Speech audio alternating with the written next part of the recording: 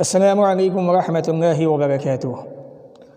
قال النبی صلی اللہ علیہ وسلم من لم يدع قول الزور والجهل والعمل به فلا حاجة لله في أن يدع طعامه وشرابه۔ صحیح بخاری کتاب الصوم حدیث نمبر 1903۔ بھائیو، ہمارا جو درس ہے وہ یہ ہے روزہ قبول کیسے ہو سکتا ہے۔ رمضان کا مہینہ شروع ہو چکا ہے اور ہم آپ کو اس مہینے کے پہلے درس کے اندر یہ بتائیں گے کہ آپ کا جو روزہ ہے رمضان کے مہینے کا یہ قبول کیسے ہوگا۔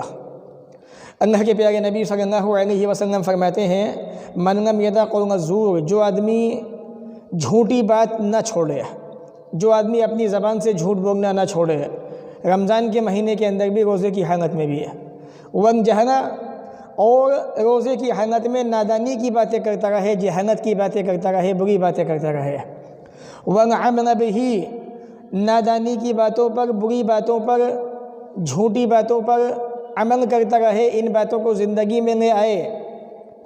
فلا حاجۃ للہ فی ان یدع طعامہ وشرابہ، رسول اکرم فرماتے ہیں صلی اللہ علیہ وسلم اللہ تعالیٰ کو ایسے انسان کے بھوکا پیاسا رہنے کی ضرورت نہیں ہے۔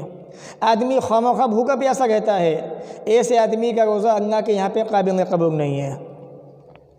تو اپنی زبان کو قابو میں رکھیے، اس زبان کے ذریعے سے جھوٹی بات نہ کیجیے، نادانی کی باتیں نہ کیجیے، جہالت کی باتیں نہ کیجیے، زبان سے ایسی باتیں نہ نکالیں جس کا کوئی فائدہ نہ ہو، کیونکہ روزہ ایک ایسی عبادت ہے کہ محض آپ نے کھانا پینا چھوڑ دیا بس اس کا نام روزہ نہیں ہے، بلکہ رسول اکرم صلی اللہ علیہ وسلم فرماتے ہیں لیس الصیام من الاکل والشرب، آپ نے کھانا پینا چھوڑ دیا اس کا نام روزہ نہیں ہے، انما الصیام من اللغو والرفث، بیہودہ باتوں کو چھوڑ دینا، ایسی باتیں جس کا کوئی فائدہ نہ ہو، رفث شہوت کی باتیں، نادانی کی باتیں، اور ایسی باتیں جو سیاست سے تعلق رکھتی ہیں، آدمی روزے کی حالت میں ان باتوں کو کرتا رہے تو اصل میں ان باتوں کو چھوڑ دینا روزہ ہے۔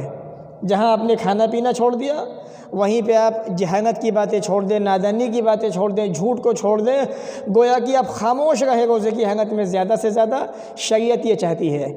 صحیح انجام حدیث نمبر 5376۔ رسول اکرم فرماتے ہیں صلی اللہ علیہ وسلم اذا اصبح احدکم یوما صائما، جب تم میں سے کوئی آدمی روزے کی حالت میں ہو، فلا یرفث، وہ شہوت کی باتیں نہ کرے، ولا یجہل، نادانی کی باتیں نہ کرے، بے وقوفی کی باتیں نہ کرے، ایسی باتیں نہ کرے جس کا کوئی فائدہ نہ ہو۔ فإن امرؤ شاتمہ او قاتلہ، اگر کوئی آدمی اس سے قتال کرتا ہے، جھگڑتا ہے، مار پٹائی کرنا چاہتا ہے، فلیقل، تو وہ کہہ دے انی صائم انی صائم، میں روزے سے ہوں، میں روزے سے ہوں۔ صحیح مسلم کتاب الصیام حدیث نمبر 1151۔ تو روزے کی حالت میں جھگڑنا، نادانی کی باتیں کرنا، ایسی باتیں جس کا کوئی فائدہ نہ ہو، شریعت نے اس سے منع کر دیا ہے۔ جب تک ان کاموں سے نہیں بچیں گے آپ کا روزہ خطرے میں پڑا ہوا ہے، جب بچ جائیں گے تو آپ کا روزہ سلامت ہے، محفوظ ہے، انشاءاللہ اللہ کے یہاں پہ قبول بھی ہوگا۔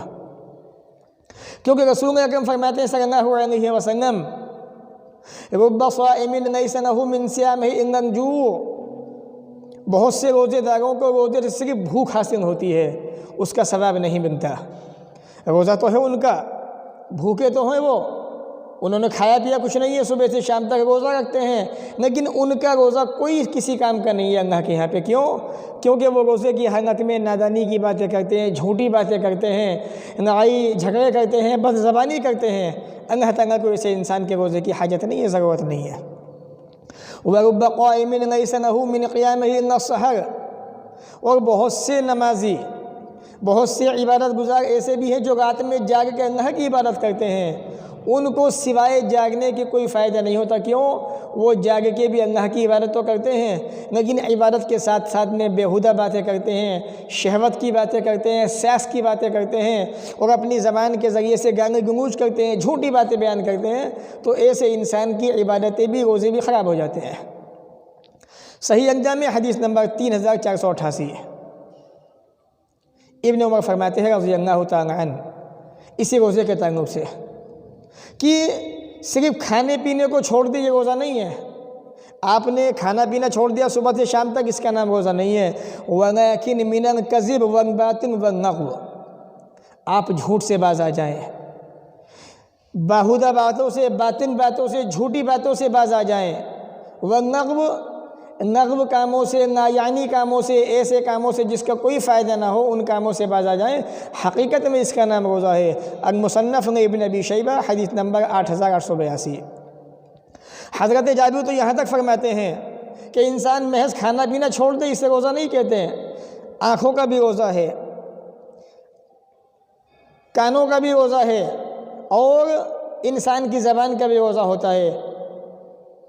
اذا صمتا، جب تم روزہ رکھو، فَلْيَصُمْ سَمْعُكَ وَبَصَرُكَ وَلِسَانُكَ، تمہارے کان کا بھی روزہ ہونا چاہیے، تمہاری آنکھوں کا بھی روزہ ہونا چاہیے، اور تمہاری زبان کا بھی روزہ ہونا چاہیے۔ یعنی کانوں سے بیہودہ باتیں نہ سنو، بری باتیں نہ سنو، آنکھوں سے گندی باتیں نہ دیکھو، موبائل کے ذریعے سے الٹے سیدھے کام نہ کرو، تمہاری زبان جو ہے وہ اللہ کا ذکر کرے، قرآن کی تلاوت کرے، ذکر و اذکار میں لگی رہے، بری باتیں زبان نہ کرے۔ شعب الایمان من بحقی، حدیث نمبر 3374۔ اور امام مجاہد تو یہاں تک فرماتے ہیں روزے کے تعلق سے کہ آپ کا روزہ قبول کیسے ہو سکتا ہے؟ خصلتان، دو عادتیں، دو خصلتیں ایسی ہیں، من حفظہما، جس نے ان دونوں کی حفاظت کر لی، ان دونوں کو یاد کر لیا، محفوظ کر لیا، سلم لہ صومہ، اس انسان کا روزہ سلامت ہو گیا، انسان کا روزہ محفوظ ہو گیا، ایسے انسان کا روزہ اللہ کی بارگاہ میں قبول ہو گیا۔ الغیبہ والکذب، غیبت اور جھوٹی باتیں، جو آدمی ان دو بری باتوں سے بچ گیا انشاءاللہ اس کا روزہ کامیاب ہو گیا، ایسے انسان کا روزہ اللہ کی بارگاہ میں قبول ہو گیا۔ تو یہ ہے وہ بنیادی چیزیں جن کی بنیاد پر، جن سے بچنے کی سبب آپ کا روزہ قبول ہو سکتا ہے۔